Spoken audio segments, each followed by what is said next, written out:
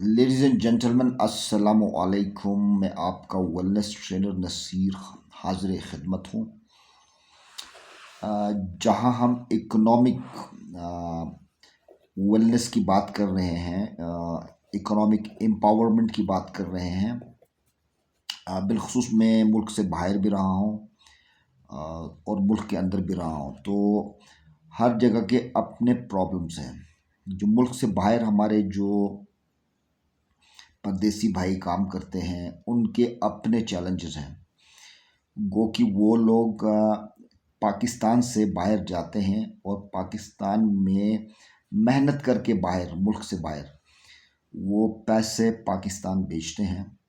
इसकी economic development में इनका बहुत बड़ा रोल है, मगर यहाँ इनकी चैलेंजेस को कभी कंसिडर नहीं किया गया है। तो ये वही लोग फील कर सकते हैं जो मुल्क से बाहर ज़िंदगी का कुछ अरसा गुजार के वो वहाँ के असल प्रॉब्लम्स से ज़रूर वाकिफ़ होते हैं। तो इसमें हम किसी पर्सनल प्रॉब्लम्स की बात नहीं करेंगे। Will talk about the professional issues या चैलेंजेस जो है, जो उन लोगों को फेस करना पड़ता है। अगर हम हिंदुस्तान की बात कर रहे हैं, नेपाल की बात कर रहे हैं, बाकी कंट्रीज़ की बात कर रहे हैं, यूके, यूएसए, इनका तो वैसा ही लेबर कॉस्ट, लेबर रेट, इनकी वेजेस का जो प्राइस है वो नो डाउट बहुत ज़्यादा है। गो कंपनी में कोई बिजनेस हो ना हो, मगर उनकी जो यूएसए, यूके पासपोर्ट होगा या जो भी बाहर के मुल्क की पासपोर्ट की वैल्यू बहुत ज़्यादा होगी। जो थर्ड वर्ल्ड कंट्रीज़ है, इनके बहुत सारे चैलेंजेस हैं। इनको यानी कोड़े के दाम, आप समझ रहे हैं कि स्क्रैप के तौर के ऊपर इनको यूज़ किया जा रहा है।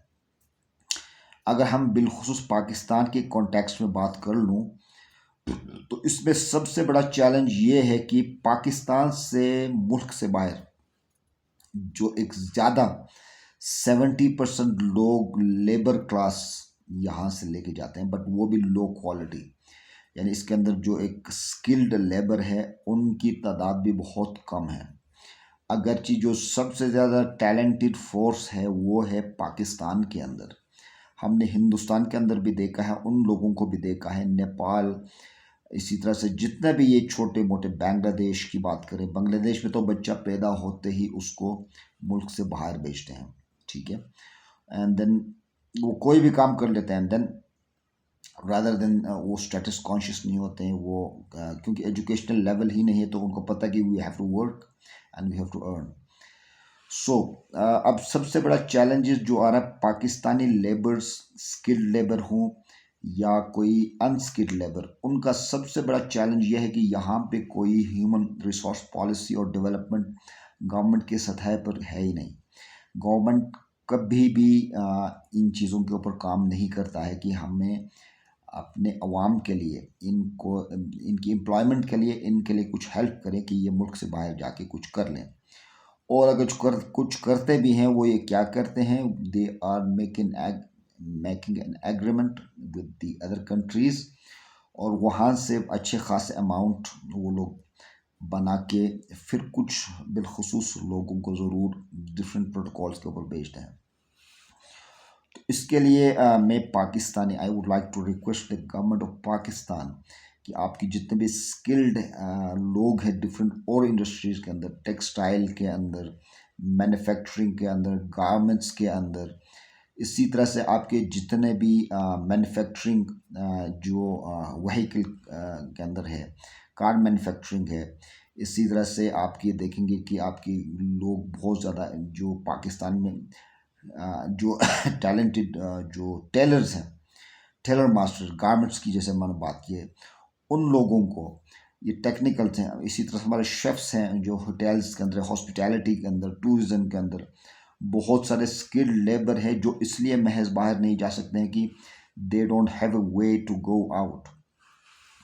अब रिसेंटली पाकिस्तान ने एक और ऑफलोडिंग प्रोसीजर स्टार्ट किया है एट द एयरपोर्ट कि भाई हम तो पाकिस्तानी पासपोर्ट की क्वालिटी को मेंटेन कर रहे हैं।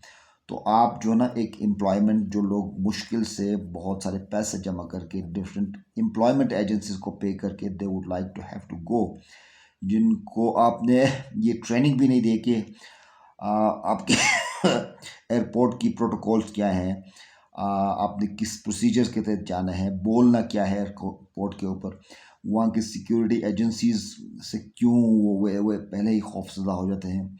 ये वो खौफजदा हो जाते हैं जब उस एजेंसी के लोगों के पास जाते हैं कि पता नहीं क्या पूछेगा। कन्फ्यूजन का शिकार उनको करके आप वहीं से उनको ऑफलोड करते हैं। उनकी फैमिलीज़ की उम्मीदें, होप को आप डिस्ट्रॉय करते हैं व्हाटसोएवर। बिकॉज पाकिस्तान में अगर एक लेबर मेहनत करके भी सारा दिन में वो इतनी अर्निंग नहीं कर सकता, इसी मेहनत के ऊपर वो परदेश की ज़िंदगी गुजार के अपने फैमिलीज़ के लिए इस मुल्क की इकोनॉमी में वो जो एक कंट्रीब्यूट करते हैं, वो एक प्लस पॉइंट है। इससे आपकी करेंसी वैल्यू भी बढ़ती है, आपकी जो इकोनॉमिक टर्न ओवर है that also goes up. So ladies and gentleman, तो मैं उन तमाम परदेसी भाइयों से गुजारिश करूँगा जो वो जिस भी कंट्री में रहते हों, चाहे वो गल्फ़ कंट्रीज़ में हो, चाहे यूके, यूएसए,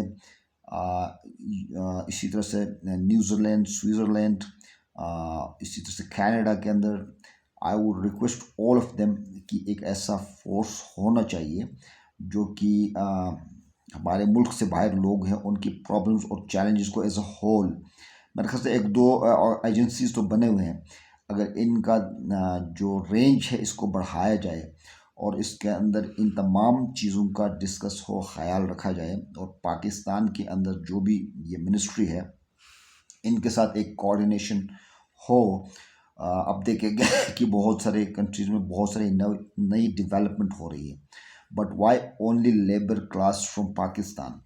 यस, और वो भी स्किल्ड है, उनकी सॉफ्ट स्किल्स डेवलपमेंट की ज़रूरत है ताकि वो मज़ीद अपनी निगोशिएशन स्किल्स, इंटरव्यू स्किल्स और बहुत सारी चीज़ों के ऊपर वो अपने आप को ग्रिप करें, and then they should go out of the country. वहाँ की कुछ कस्टम्स है, वहाँ की कुछ प्रोटोकॉल्स है, उनको सीख लें, अंडरस्टैंड कर लें, तो वो अपनी वेजेस, अपनी बाकी राइट्स के बारे में भी they can better able to discuss. So, ladies and gentlemen, all those working abroad, I would request to share this video to all of them, और हम कोई sense of communication, sense of management develop होना चाहिए जिसके तहत जो हमारी human resource from Pakistan है, स्किल्ड लेबर है, टैलेंट है, इस यूथ को आगे अपॉर्चुनिटीज़ के साथ लिंक करने के लिए एक बहुत बड़ा रोल प्ले करने की ज़रूरत है। Thank you very much and अस्सलाम वालेकुम।